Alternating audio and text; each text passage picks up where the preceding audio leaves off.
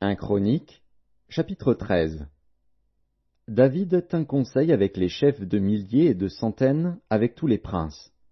Et David dit à toute l'assemblée d'Israël, Si vous le trouvez bon, et si cela vient de l'Éternel, notre Dieu, envoyons de tous côtés vers nos frères qui restent dans toutes les contrées d'Israël, et aussi vers les sacrificateurs et les Lévites dans les villes où sont leurs banlieues, afin qu'ils se réunissent à nous, et ramenons auprès de nous l'arche de notre Dieu, car nous ne nous en sommes pas occupés du temps de Saül.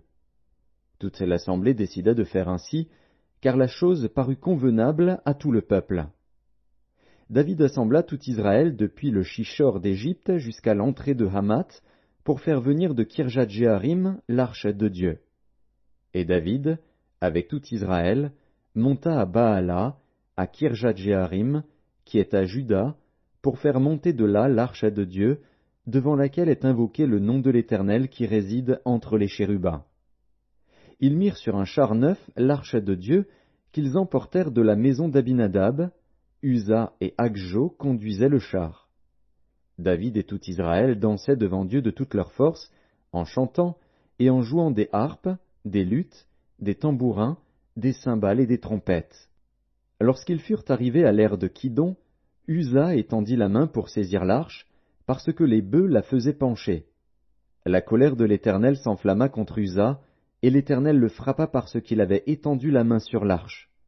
Uza mourut là, devant Dieu.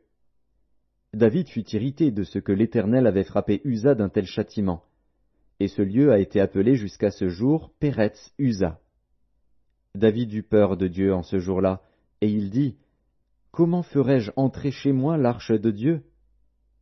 David ne retira pas l'arche chez lui dans la cité de David, et il la fit conduire dans la maison d'Obed-Édom de Gath. L'arche de Dieu resta 3 mois dans la maison d'Obed-Édom, dans sa maison. Et l'Éternel bénit la maison d'Obed-Édom et tout ce qui lui appartenait.